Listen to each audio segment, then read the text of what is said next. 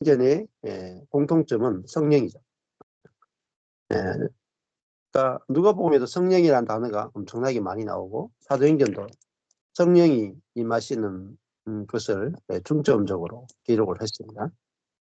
구약 성경이나 다른 성경과 비교해서 신약 성경은 아주 성령이 아주 버글버글하게 많이 나온다는 것입니다. 예. 자, 그래서 특별히 지난번에 누가복음 예수님의 공생애를 시작하실 때 3장에서 요단강에서 성령이 비둘기같이 예수님 위에 강림, 4장에 오니까 성령이 충만함을 입었다. 성령에게 이끌리셨다. 성령의 권능으로 갈릴리에 돌아오셨다. 18절에 오면은 주의 성령이 내게 임하셨다. 이렇게 돼 있어요. 그러니까 예수님의 모든 삶은 성령이 없이는 이해될 수 없는 그런 삶이고 그런 존재다. 이렇게 볼 수가 있죠. 그래서 주의 성령이 내게 임하니까 복음을 전하고 또 포로된 자를 자유케 하고 눕는 자를 다시 보게 하고 눌린 자를 자유케 하고 은혜의 해를 전파할 수가 있는 거죠. 그러니까 성령이 임하지 않으면 복음을 전할 수가, 기쁜 소식을 전할 수가 없죠. 자, 그 가난한 자에게 복음을 전하게 하시려고 내게 기름을 부으셨다. 자, 가난한 자의 복음을 전하려면은 먼저 기름 부음이 있어야 되죠. 예. 그래야만 그 성령의 능력으로만 포로된 자에게 자유를. 어디서 포로됐느냐? 정치적 포로가 아니죠. 영적 포로잖아요. 영적 포로. 사단에 포로됐고 또 우리 자신에게 포로된 자, 상처에 포로된 자, 과거에 포로된 자, 그런 자기의 뭐 성격이나 성질이나 그런데 포로된 자에게 죄책감에 포로된 자를 자유케 하고, 눈먼 자, 이거는 이제 어떤 육신의 눈먼 것도 들어가겠지만은 그것보다는 영적인 눈먼, 하나님의 나라에 대해서, 영적 세계에 대해서 눈이 멀어 있는 그런 자에게 하나님을 보게 하고 하나님 나라를 보게 하는 그것을 전파하고, 눌린 자, 이것은 사단에게 눌린 자죠. 또 환경이나 또 이런 정서적인 그런 눌린 자들을 자유케 하죠. 그러니까 여기 보면은 자유케 한다는 말이 2번 반복돼요. 포로된 자에게 자유를, 눌린 자를 자유케 한다. 복음은 뭐냐? 자유케 하는 거죠. 근데 성령의 기름 부음이 없이는 자유케 할 수가 없습니다. 왜냐하면은 근원적으로 우리가 눌린 것은 사단에게 포로됐기 때문에 그렇습니다. 그러니까 단순히 지식으로 자유케 될 수 없습니다. 성경을 그냥 읽고 적용한다고 자유케 될 수 없어요. 그래서 성경을 읽고 우리가 충성하자, 열심히 하자, 우리 열심으로 하자, 이거 가지고는 안 된다. 왜냐하면은 우리가 어디서부터 포로됐느냐, 누구에게 포로됐느냐, 사단에게 포로됐기 때문에 우리 열심으로는 사람들을 사단에게서 자유케 할 수 없다. 그래서 예수님도 이게 전하는 메시지, 복음만 있어 가지고 안 돼요. 그 복음을 전하는 주체가 성령으로 그 복음을 전해야 되잖아요. 아주 중요합니다. 메시지, 복음만 있어가 안 돼요. 그 복음을 전하는 사람이 성령이, 그 안에 있는 성령이 그 복음을 전해야 그 사람에게 그 성령에 의해서 복음이 증거될 때 그 사람 상대방에게서 사단에게 포로된 것에서 자유케 되는 성령의 역사가 나타나는 거죠. 자유케 되는 것은 성령의 역사입니다. 네. 그러니까 이게 성령님을 이해하는 것이 너무너무 중요하죠. 그래서 우리에게서 성령이 어떻게 나가는가? 우리 스스로 강하면은 성령이 안 나간다. 내가 약함을 알고 나는 할 수 없습니다 할 때 내게서 이제 성령이 나가죠. 근데 우리는 이 성령이 내게서 내 안에 계시기 때문에 내 안에 이미 계신 내주하신 성령이 나타나려면은 내가 죽었다가 돼야 성령이 나타난다. 막 기도하고 막 기름 부음 받고 이게 이렇게 성령이 나타나는 게 아니라 반드시 이 죽음을 통해서만 생명의 성령, 부활의 성령이 나타납니다. 그 죽음이 아니고는 이 부활의 성령이 나타날 수 없고, 이 부활의 성령만이 우리를 포로된 것에서, 눈먼 것에서, 눌린 것에서 우리를 자유케 할 수 있다. 자, 그래서 예수님이 사역할 때 성령이 예수님을 통해서 사역하셨다. 그러니까 예수님이 지금 회당에 들어가셔서 선지자 이사야의 글을 읽으셨죠. 이 이사야 말씀을 읽으시는데, 이 말씀이 이사야 61장 말씀이잖아요. 이 말씀을 읽고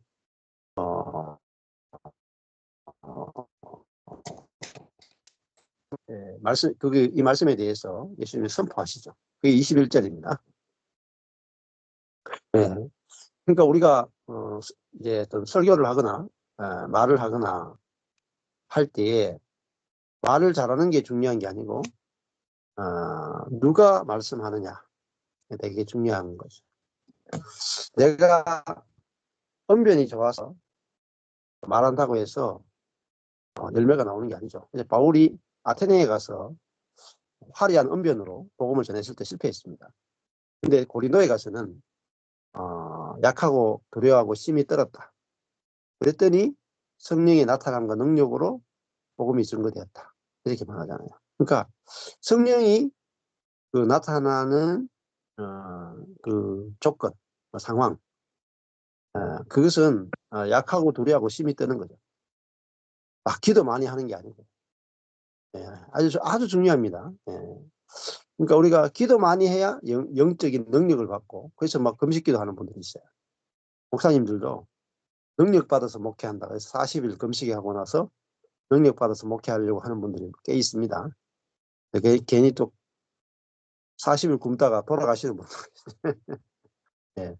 능력은 못 받고 그런 경우도 있단 말입니다. 그래서 이게 얼마나 잘못된 생각인지, 약하면 되는구나. 내 약함을 알면 되는구나. 그 약함의 비밀이잖아요. 그리고 내가 얼마나 약한지 알면은 저절로 전적으로 주님만 의지하게 돼요. 전적으로 성령님만 의지하게 돼요.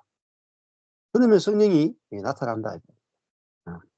약함의 비밀이 정말 제일 중요합니다. 자, 그래서 나는 왜 성령이 안 나타나는가? 기도가 부족한가? 말씀이 부족한가? 이렇게 기름 부음을 안 받아서 그런가? 죄를 많이 지어서 그런가? 그렇지 않습니다.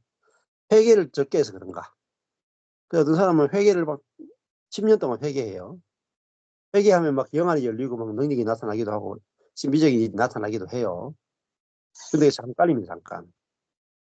성격이 안 바뀌어요. 성질도 안 바뀌고. 근데 그건 전부 다 신비적인 세계지 그 부활의 성령이라고 할 수가 없어요. 그래서 우리 속에 생명의 성령의 열매가 맺히게 하는 그 성령이 우리에게 나오려면은 약함의 비밀이 너무너무 중요합니다. 그래서 나는 할 수 없습니다. 나는 할 수 없음을 인해서 감사합니다.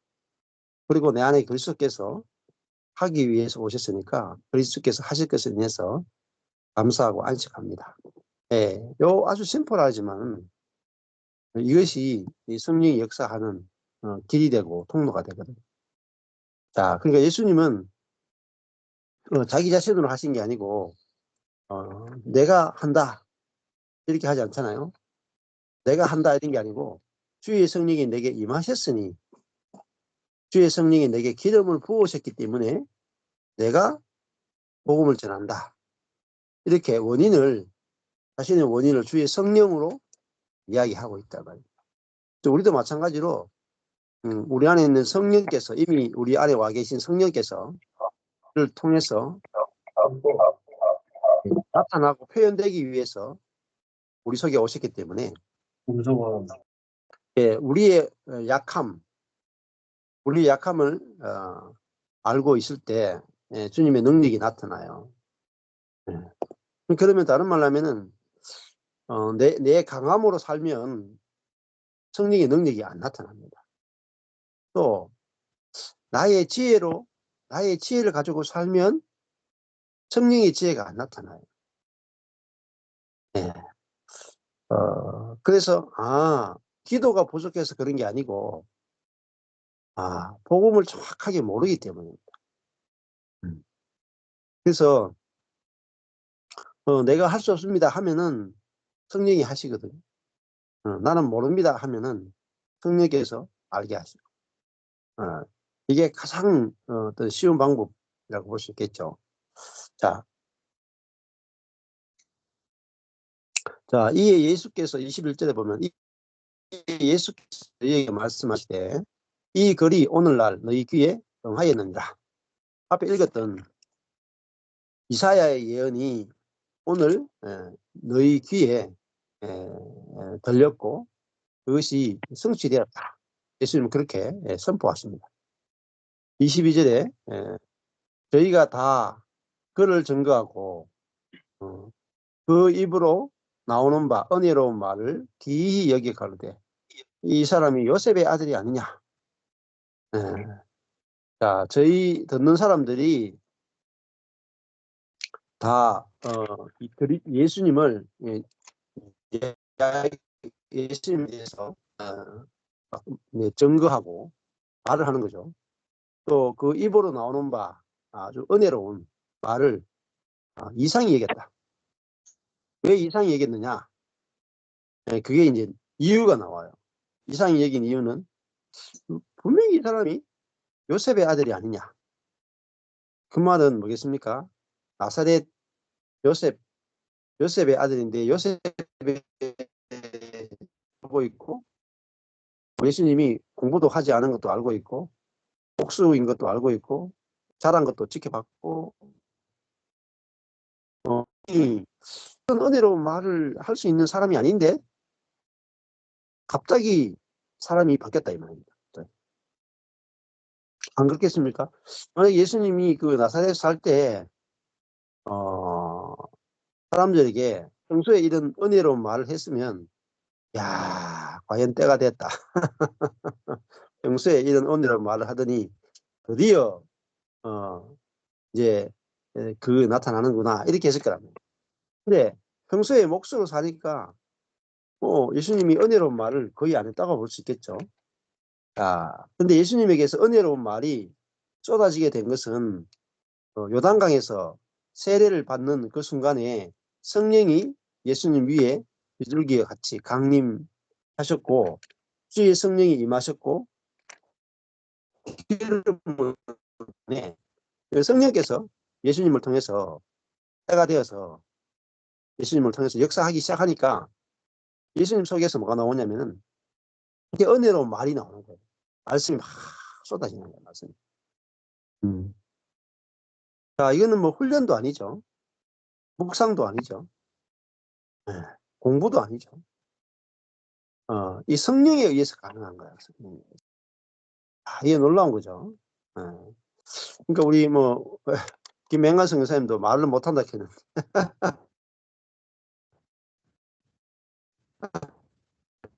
말입니다. 그러니까 우리가 이게 육신의 것으로 내가 육으로 사역을 하면은 내 육에 제한돼요. 말을 못하는 사람은 항상 말을 못하고 일을 잘하는 사람은 항상 일을 잘하고 또 잘 노는 사람은 항상 잘 놀고 똑똑한 사람은 항상 똑똑하고 그렇게 아주 날카로운 사람 날카롭고 소극적인 사람 항상 소극적이고 여기서 못 벗어난다. 그런데 이게 다 육에 속한 것이구나. 이게 다 내 자신에게 속한 것이구나. 이거는 그리스도랑 끊는 그 사람이다. 그 외모란 말이야. 외모 그 사람이야. 이게 그 사람이고 우리 속에는 이 그리스도가 살고 계시네. 이 나라고 하는 것이 그 사람에 불과하구나. 내 안에 그리스도가 속 사람이구나. 이렇게 알면은 내 자신이 그렇게 보여야 돼요. 내 자신이 먼저 보여야. 그러면 야, 내 안에 있는 그리스도가 진짜 내 안에 있는 그리스도와 내 영이 합쳐진 것이 진짜 속사람이구나. 이게 진짜 나구나. 이게 진짜 나고 이게 실제구나. 이렇게 알아져야 내게서 그리스도가 나타난다. 그리스도가 나타나는 것은 그리스도가 나를 통해서 말씀하신다. 그래서 예수님에게서 갑자기 막 은혜로운 말이 나오는 거예요. 은혜로운 말이.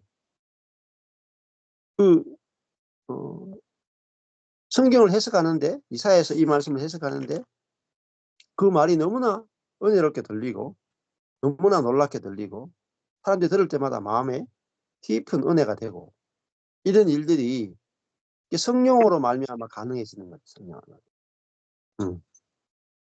갑자기 바뀐 거죠. 예수님이 요단강 세례 받은 이후에, 이전에 예수님하고 요단강 세례 받은 이후에 예수님은 너무나 다르다. 예. 그래서 공적인 사역은 성령으로 말미암아 시작되겠단 말이에요. 또 우리도 마찬가지예요. 예수님의 제자들도 그렇고 오순절 성령 세례 사건을 통해서 그들이 내주하시는 성령으로 성령이 그들을 통해서 나타났다. 그러니까 그 제자들이 그전에는 십자가를 무서워해서 도망갔죠. 근데 성령이 내주하시는 사건 이후에는 핍박을 오히려 감사하는 사람으로 완전히 다른 존재가 돼버린 거예요. 예. 그러니까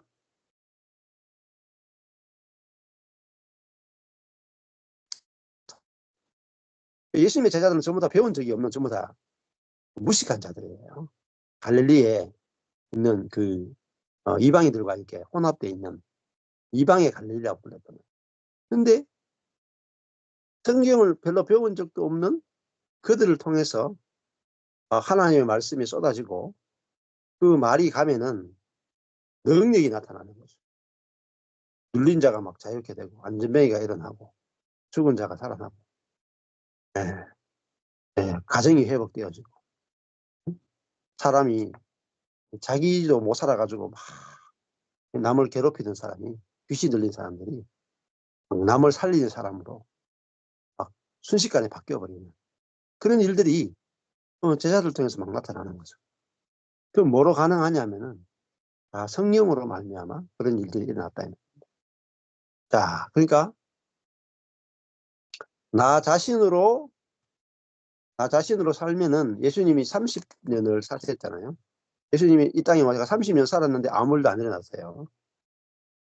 근데 요단강에서 세례를 받은 이후부터는 3년을 사셨다면 30년 산 거하고 3년 산 거 딱 비교하면요. 30년 동안 예수님 30년 동안 아무 일도 없어요. 아무 일도. 그러니까 성령이 역사에서 3년을 일하신 거하고 그냥 육신으로 3년 산 거 치면요. 3년과 30년은 비교할 수 없어요.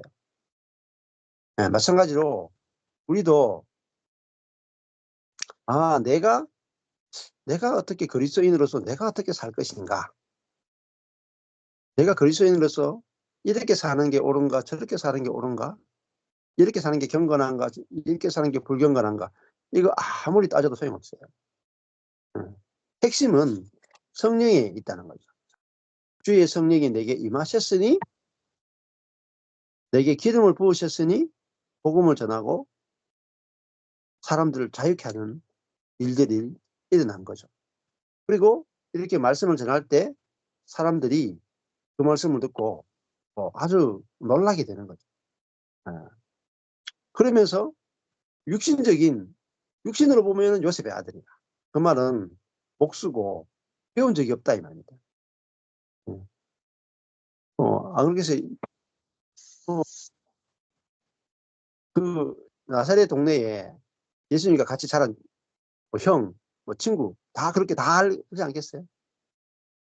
근데 그 중에 이제 랍비한테서 공부도 배우고 율법도 배우고 어릴 때부터 집안도 좋고 가정도 괜찮고 율법을 잘 배운 친구나 후배나 또 사람도 있을 거 아니에요. 근데 예수는 그렇게 배운 적도 없고 그냥 가난한 집에 목수로 살았으니까 하나님의 말씀을 제대로 배운 적도 없는데 갑자기 회당에서 예수님이 이사야에서 말씀을 가지고 말씀을 풀고 복음을 전하는데 동네 사람들이 예, 너무너무 놀라는 거죠. 야, 이전에 예수와 너무나 다르다. 다르다. 이런 일들이 일어나죠. 마찬가지입니다. 우리도 정말 정말 성령이 내 속에 사는 것을 믿어지면요. 이게 쫙 갈라져요. 갈라져요. 구원파는 이런 게 있잖아요. 구원파는 내가 구원받은 정확한 날짜가 있다. 그러니까 내가 죄사함에 대해서 정확하게 깨닫고 확신한 그 날짜가 있어야 된다. 이렇게 가르치죠. 근데 뭐 보통은 그 날짜가 필요 없죠. 네. 근데 내가 죽고 그리스도가 사는 이 복음은 나는 언제 내가 그리스도와 함께 죽었다 하는 걸 깨달았다. 그리고 그것이 내게 체험되었다. 이런 어떤 경험이 있단 말이에요. 시점이 있어요. 시점이. 그게 내게 있어야 사실은 갈라디아 2장 20절이 내게 정확하게 복음을 알아줬다고 볼 수 있어요. 제가 14년 전에 이유가 있다니까. 그때 그게 정확하게 알아지고 정확하게 체험됐던 어떤 시점이 있다니까요. 날짜는 아니더라도 날짜 어떻게 다 기억하겠어요? 근데 마찬가지로 여러분 예수 그리스도를 영접한 날짜가 어떤 때가 있을 거예요. 어떤 시점이 있을 거예요.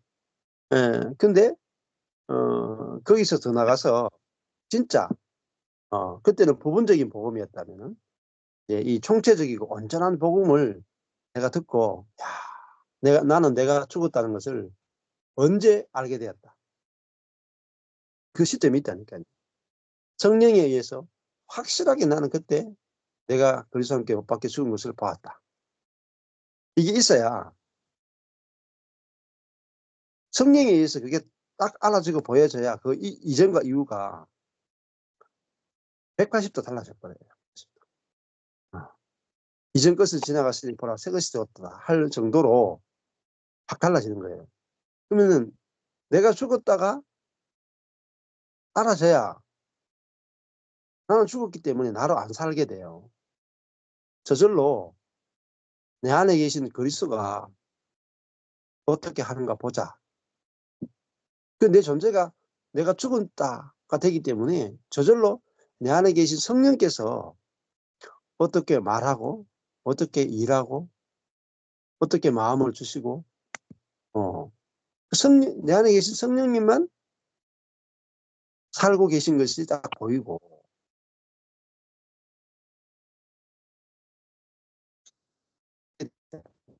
그러면 성령이 나타난다. 근데 내가 죽었다가 안 보이면 계속 내가 나타나요. 내가 은혜 받고 내가 감동을 받고 내가 어떻게 살고 내가 어떻게 변화되고 이 세계는 내가 죽었다가 안 보이기 때문에 목마름이 해결이 안 돼. 왜냐면 이 자라고 하는 것 자체가 밑 빠진 독이거든. 밑 빠진 독이기 때문에 계속 아무리 많은 말씀을 주고 경건을 주고 기도를 하고 뭐 어떤 뭐 기름 부음 집회를 가든지 다 세버려. 이 존재 자체가 그 자기중심적이기 때문에 목마름이 끝이 없다. 그래서 이 죽음이라고 하는 것이 정말 결정적인 거라고 볼 수 있겠죠. 그래서 죽었다 해서 내 안에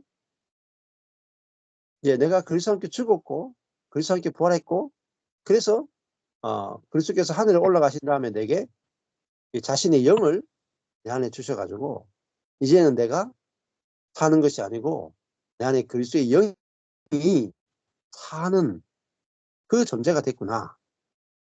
그는 내가 그 존재라는 것이 내가 믿어져야 그때 비로소 내가 사는 게 아니고 그리스도가 사는구나 할 때 그리스도가 내게 나타나는 거예요. 그게 성령에 의한 삶입니다. 그러면은 설교도 내가 하는 게 아니고 내 안에 그리스도께서 어떻게 하시는가 보자. 예. 부부 관계도 내가 사는 게 아니고 내 안에 계신 그리스도가 어떻게 배우자에게 또 교회에 있는 형제 자매에게 어떻게 나타나는 거 보자. 그러니까 모든 것은 그리스도 중심으로 돌아가요. 그런데 내가 죽었다가 정확하지 않는 사람은 내가 어떻게 할 것인가 이 질문에서 못 벗어난다. 근데 내가 죽었다고 알아진 사람은 그리스도가 어떻게 하시는가 보자. 계속 이렇게 돌아가요. 이렇게. 그리스도 한 분으로 돌아가요. 네. 자, 그러면 끊임없이 내 속에서 그리스도가 경험된다. 그리스도가. 네. 그리스도의 마음이 나오고, 그리스도의 말이 나오고, 그리스도의 지혜가 나오고, 그리스도의 능력이 나타나고, 그리스도의 생명이 나타나고. 네. 그러면요, 관계와 환경이 다 바뀝니다.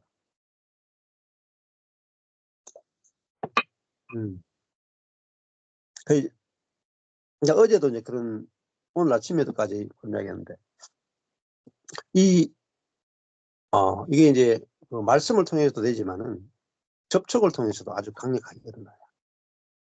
예수님의 말을 들을 때도 역사가 일어나지만 예수님을 직접 만질 때도 막 혈루증 앓은 여자가 혈루증이 막 끊어지고 막 그렇잖아요.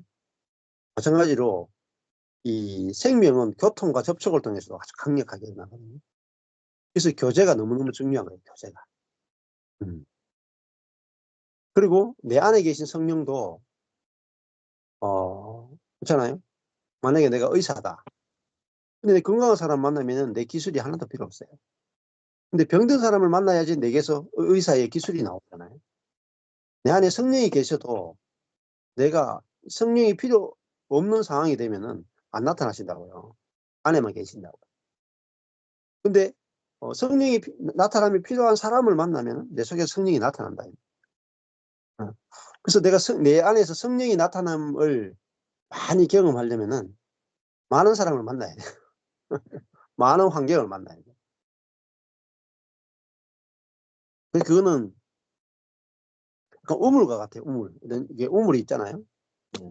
우물이 있는데 우물에 가면은 어릴 때 제가 살던 동네에 저희 집은 이제 뒷마당에 우물이 있었고 좀 걸어 나가면 냇가에 우물이 있었어요. 그러니까 그때는 수도가 없는 시대이기 때문에 빨래 밥 하는데 항상 이렇게 물을 찍어 와가지고 물을 떠가지고 물을 찍어 와가지고 뭐 밥을 하고 빨래를 하고 막 그렇게 했었거든요. 대구에 그런 시골에 살고 대구에 있는 시골에 살았는데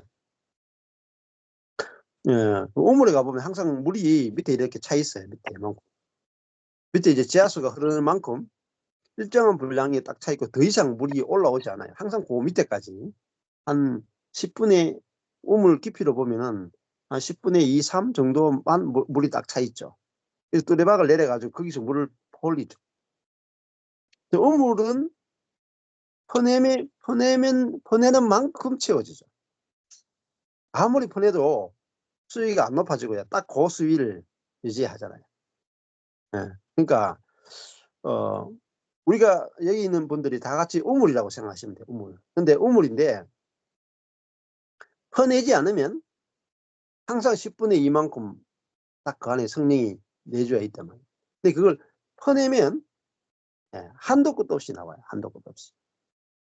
그러면은 내가 사역을 만나거나 말씀을 전할 일을 만나거나 소그룹을 교제할 때 만나거나 혹은 말씀을 전하면 내 속에 있는 성령이 나를 통해서 퍼올려지는 거예요. 퍼올려지는 거. 우물물이 퍼올려지듯이. 퍼올려져서 내게서 흘러나간단 말이에요.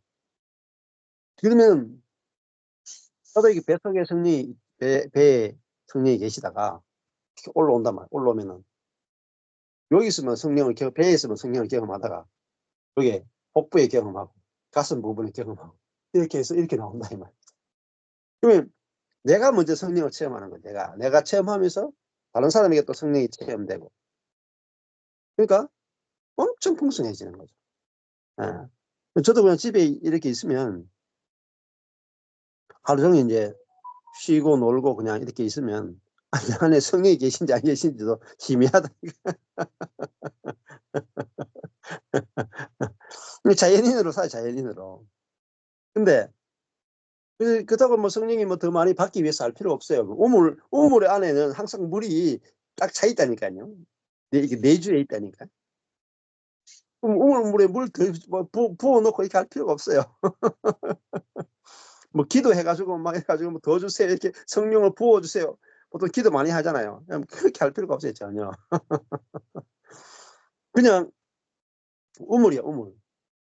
우물이 가는 거예요. 우물이 움직이는 거죠. 가서 집회에 가거나 소그룹 교제에 가거나 형제를 만나거나 누구를 만나면, 아, 나는 죽었고 내 안에 성령이 내주하고 계시지 하고, 내가 이렇게 사람을 만나면은 내 속에서 성령께서 사람들의 말을 들을 때 내 속에서 성령께서 이렇게 해야 할 말을 생각나게 하신다. 생각나게 하신다. 그리고 생각나게 하시고 말하게 하시거든요. 또 집회나 복음을 전할 때, 저도 서울에 이제 집회 가면 준비를 다 못하고 가잖아요. 지금 오늘도 마찬가지고. 그러면은 내 안에 계신 성령께서 나를 통해서 말씀하실 거야 하고 간다고 해요. 믿는 구석이 있단 말이에요. 믿는 구석이. 그러니까 내가 성령의 우물이구나 하고 간다 이 말이에요. 그러면 가서 갈 때는 요만큼밖에 없죠. 물이. 갈 때는 물이 요만큼밖에 없어가지고, 야, 이 물 가지고 사람들 다 먹겠나 하고 간다 이 말이에요. 근데 가가지고 퍼내기 시작하면 계속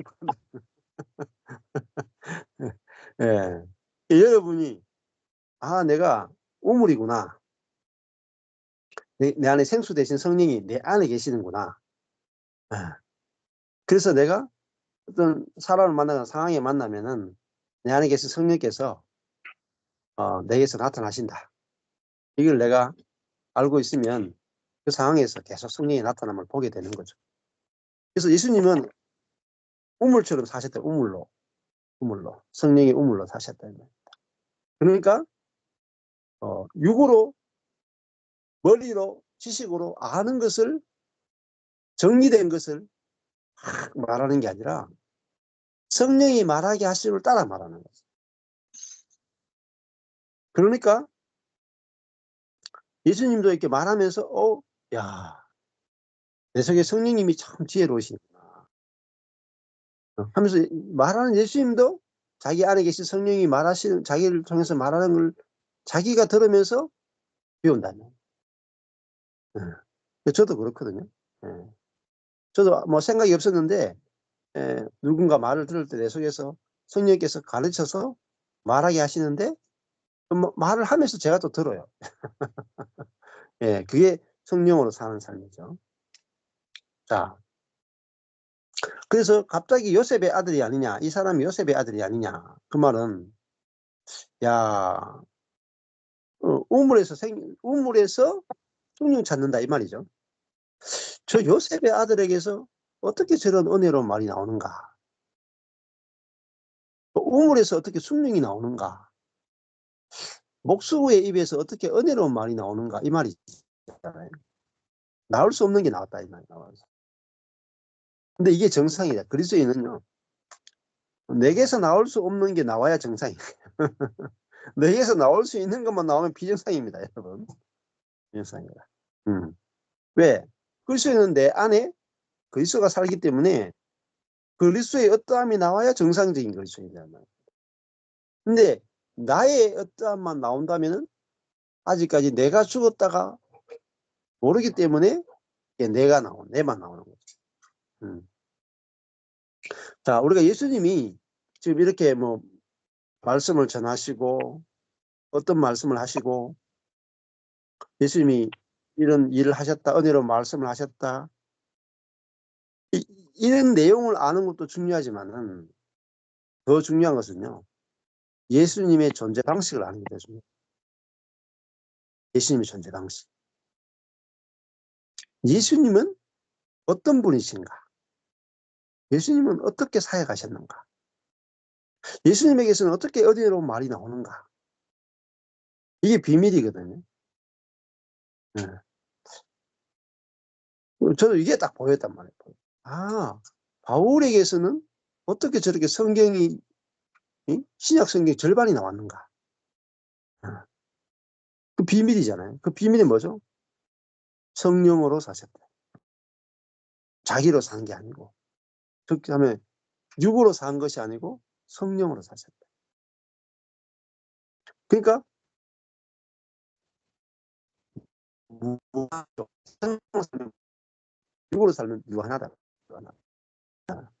자, 내가 자꾸 고갈하는 것은 나로 살기 때문에 자꾸 고갈하는 거예요.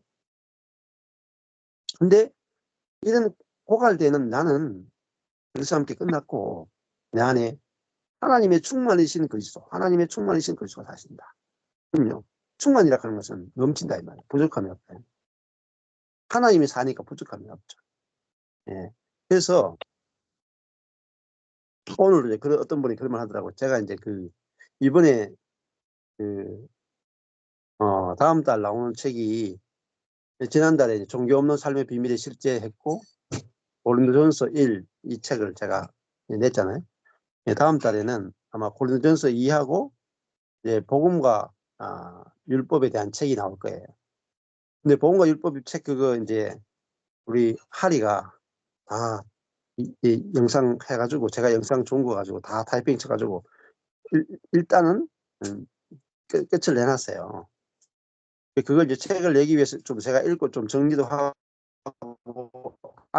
정리해야 되는데 그 정리되기 전에 그걸 이제 미국 팀들이 책을 보내려면은 돈도 많이 들고 시간도 많이 들어서 제가 좀 필요한 것은 제가 책을 보내지 않고 타이핑 쳤던 거 있잖아요. 지금까지 나온 책들 타이핑 쳤던 것을 미국 분들한테 선물로 제가 그냥 드렸거든요.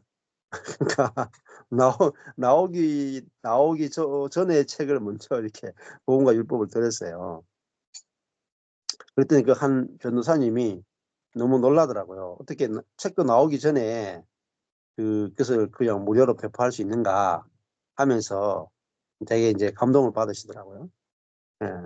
근데 이제 제가 이렇게 나누어 드릴 수 있는 게 뭐 여러 가지 이유가 있겠지만은 그 중에 한 가지가 뭐냐면은 이게 책을 만들 수 있는 무한정이 무한정이 제가 책을 쓸 수 있는 게 앞으로 10권밖에 없다. 그러면은 한 권을 만든 다음에 이걸 주면은 자본이 없잖아요. 그럼 아까워서 주겠어요? 못 준다고요. 근데 앞으로 만들 책이 1000권, 10,000권 만들어도 다 못 만들어. 그러니까 너무나 많기 때문에 아무리 줘도 다 못 줘요. 그러니까 가져가세요 해도 다 못 가져가요. 그게 뭐죠? 우물이다, 우물. 우물은 왔는 사람 다 퍼가라고 가. 퍼가면 퍼갈수록 밑에 이 안반수가 흘러 들어와서 계속 채워지는 거예요. 그게 뭐냐면 성령에 의한 삶이에요. 그래서 이게 오병이어의 기적입니다. 1인분 가지고 남자 5,000명, 12광주리, 7광주리 남잖아요. 넘친단 말이에요. 예. 자, 이게 와 하나님이 내 안에 오셨구나. 예. 온 우주를 창조하신 그분이 내 안에 오셨구나. 예. 지혜이신 그분이 내 안에 오셨구나. 지혜의 성령이 내 안에 오셨구나. 그냥 지혜를 주십시오.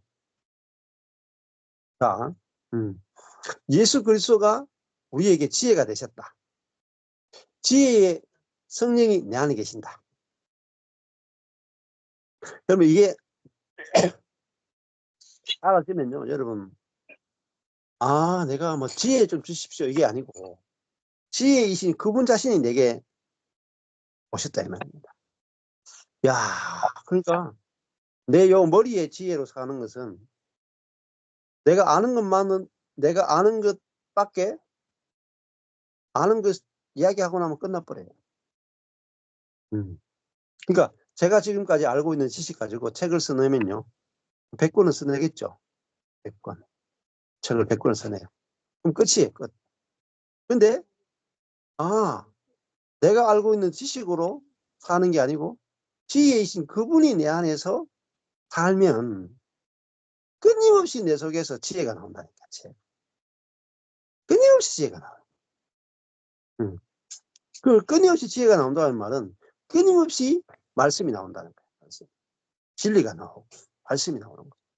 그러니까 사람을 살리는 말이 막 나오는 거죠. 어떤 분은 저한테 하더라고요.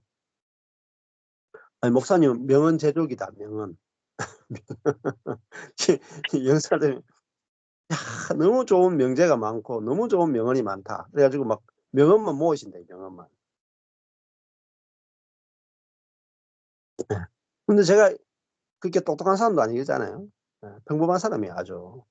근데 어떻게 그런 이렇게 명언이 나올 수 있느냐. 내 속에 성령이신 지혜이신 성령이 계심을 알고 난 이후부터 성령이 말하게 하심을 따라 말하게 되면서 그렇게 된 거죠. 그러니까 누구나 그렇게 된다는 거예요. 누구나.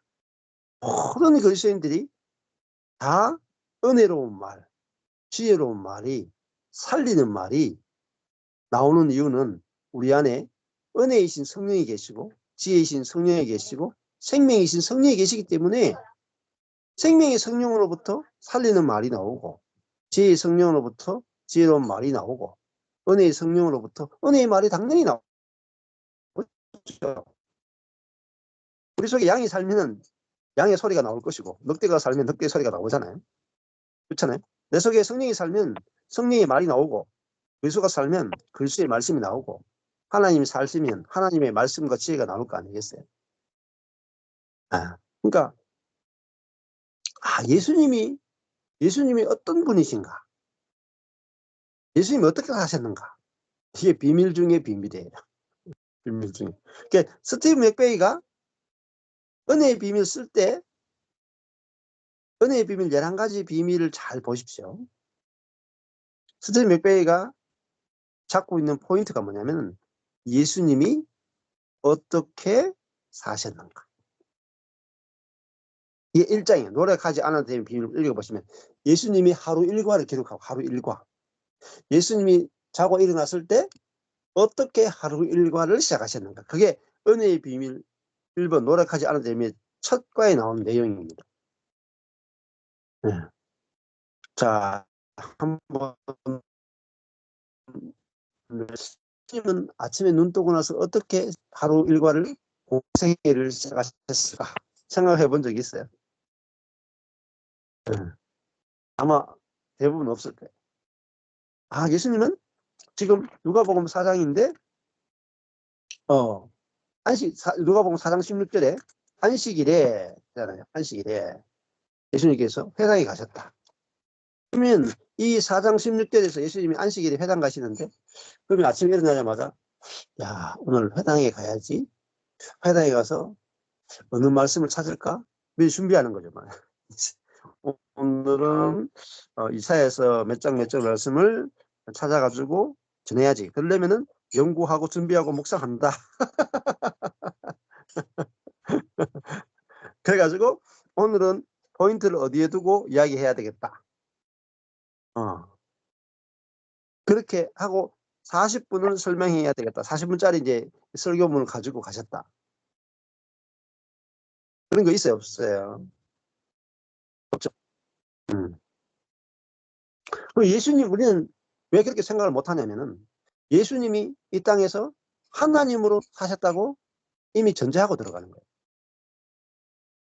거예요. 그래서 누가복음서를 읽으면서도 예수님이 성령이 내게 임하셨다.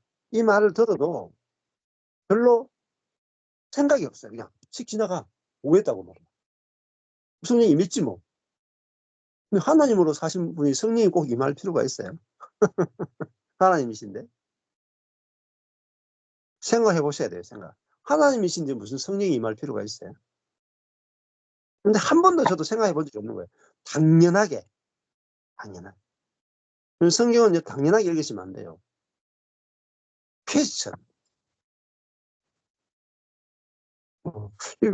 이게 무슨 뜻일까? 성령이 임했다는 게 무슨 뜻일까? 성령이 임하여야 되는가? 그런 이제 이유를 워낙 우리는 당연하게 읽어왔기 때문에 질문을 안 던지는 거죠. 근데 저도 이게 탁 열리게 된 것이요. 예수님이 성령으로 사셨네. 이게 온 거예요, 이게. 야, 나하고 예수님하고 차이가 뭐냐? 예수님은 하나님이고 나는 사람이고 그게 차이점이 아니다니까. 일차적으로. 누가복음만 해서. 예수님은 다 똑같은 사람으로 이 땅에 예수님은 성령으로 살았고 나는 내 육으로 살았더라고요. 그게 딱 비친 거예요. 아, 그래서 예수님을 통해서는 하나님의 마음, 하나님의 생명, 하나님의 말씀, 하나님의 능력이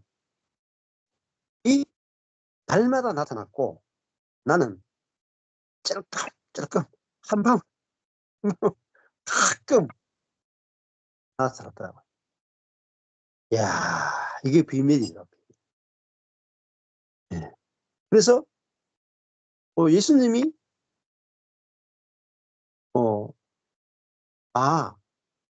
새 피조물, 새로운 피조물, 성령으로 사는 사람을 보여주기 위해서 예수님이 성령으로 사신 거예요.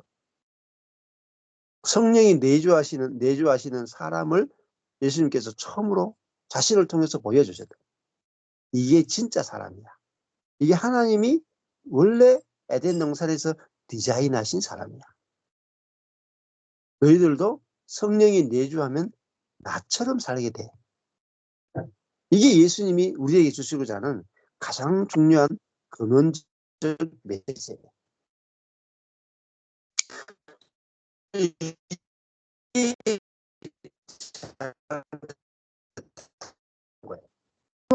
하나님을 위해서 살았다. 저는 이렇게 생각했는데 그게 아니더라고요. 성령이 사도 바울을 통해서 사셨고 성령이 사도 바울을 통해서 나타나신 거더라. 그러니까 예수님도 성령으로 살았고 사도 바울도 성령으로 살았고 모든 그리스도인도 다 성령으로 사는 거구나. 그러면은 똑같죠. 예수님에게도 성령이 나타나고 바울에게도 성령이 나타나고 우리에게도 성령이 나타나고 같잖아요. 신나다니까 신난다니까. 그러면요. 그 말은 뭐겠어요? 예수님에게 일어났던 일이 우리에게 동일하게 반복된다는 거예요. 사도 바울에게 나타났던 일이 우리에게 동일하게 반복된다는 거예요. 저도 놀라운 거예요. 내가 사도 바울처럼 산단 말이야? 내가 예수님처럼 산단 말이야? 미치겠더라니까요. 기뻐서. 그러고 나서 그게 믿어지고 나니까 진짜 제 삶 속에서 성령이 나타나는 거예요. 일하시는 거예요. 생각지도 못한 놀라운 일들이 계속 나타나는 거예요. 그래서 성령의 나타남과 능력이다. 이 사도 바울은 성령의 나타남과 능력으로 살았다. 고린도전서에 나오고 모든 그리스도인은 성령이 나타나는 존재예요. 성령의 능력이 나타나는 존재. 언제요? 약하고 두려워하고 심히 들 때. 나는 죽었구나. 나의 능력도 죽었구나. 나의 지혜도 죽었구나. 이거 알 때 성령이 나타난다고 합니다. 그럴 때 뭐죠? 포로된 자, 가난한 자, 포로된 자, 눈먼 자, 눌린 자를 내게서 성령이 나타날 때 이 가난한 자, 포로된 자, 눈먼 자, 눌린 자를 자유케 한다는 겁니다. 뭐로요? 성령으로 자유케.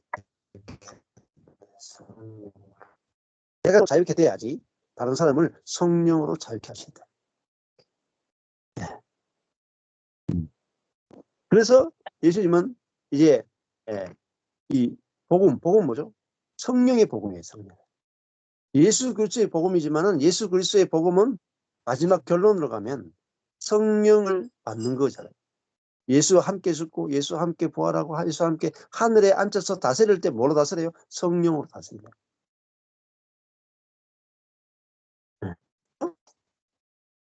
그 이야기를 지금 예수 그리스도가 오신 것은 사람에게 성령을 주어서 가난한 자를, 포로된 자를, 눈먼 자를, 눌린 자를 성령으로 자유케 하는 이 복음을 지금 하셨다. 사람들이 그 말을 쓰면 너무너무 은혜스러운데 뭘 받느냐? 그 모습을 봤다. 요셉의 아들. 그러니까 이해가 안 되는 거죠. 요셉의 아들 속에서 어떻게 저런 은혜로운 말이 나오는가? 이게 매치가 안 되는 거죠. 매치가. 그래서 어떤 분은 또 저한테 와서 그런 말 해요. 아, 목사님은 이거 어디서 배웠습니까? 어디서 배웠습니까? 어디서 배웠습니까? 어떤 분은 또 보면서 전 목사님은 워치만에게 영향을 많이 받았네요. 워치만에게 영향을 받은 게 아니거든요. 누구한테 배웠거나 누구한테 영향을 받은 게 아니에요. 성경에서 배웠죠. 성경에서 배우고 워치만이하고 이 책을 통해서 그냥 교제한 것밖에 없어요. 배운 게 아니에요. 그러니까 우리가 누구에서 배운 게 아니고 저한테도 사실은 저한테도 배운 게 아니라고요. 저는 이제 여러분한테 뭘 가르쳐 주기 원하냐면 저한테 배우라는 걸 가르쳐 주는 게 아니고 여러분 배우는 게 아니고 여러분 안에 성령께서 지혜이신 성령께서 여러분 안에 살고 계시니까 성령이 여러분에게 해방되면은 여러분을 누가 가르치는 게 아니고 성령이 여러분을 직접 가르친다. 그리고 서로 지혜와 찬미와 신령한 노래로 서로 가르치고 서로 배우고 서로 화답하는 그 관계로 가기 위해서 여러분에게 이렇게 말씀을 전해드리는 거예요. 말씀드린 이 존재가 제일 중요하죠. 존재가. 이 존재가 제일 중요한 거죠. 그렇게 보시면은 예수님이 무슨 일을 어떻게 했는가 중요한 게 아니고 예수님의 삶의 비밀이 어디에 있는가 그걸 아는 게 가장 중요해요. 예수님의 삶의 비밀. 예수님에게는 어떻게 은혜로운 말이 막 쏟아지는가? 예수님에게 왜 기적이 나타나는가? 예수님을 만나면 왜 사람들이 살아나는가?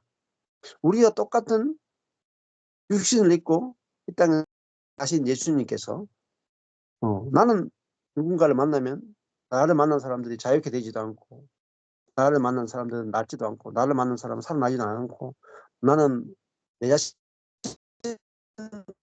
그런데 예수님은 복수에 불과한데 어떻게 예수님을 만나는 사람마다 저렇게 살아가는가?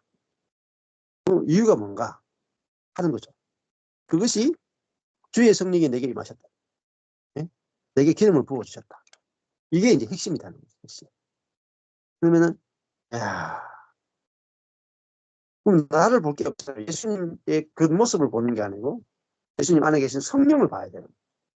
마찬가지로 우리도 내 자신을 보는 게 아니라 동일한 일들이 나타나기 시작합니다. 이것이 그리스도인의 삶의 비결이고 그래서 내가 성령이 내 안에 내주하고 있는 그런 존재니까 성령이 내 생각도 감정도 의지도 다스리시고 성령이 내 몸까지도 통치하시고 그래서 몸에 있는 병도 있어요. 성령이 내 안에 있으면 성령이 원하시면 불치병도 낫게 할 수 있는 거죠. 그래서 이 성령님이라고 하는 존재를 우리가 아는 것, 또 예수님이 어떤 식으로 사셨던가 하는 그것을 아는 것이 가장 중요한 복음의 내용 중에 하나다. 이렇게 말씀을 드릴 수 있습니다. 오늘은 여기까지 하겠습니다.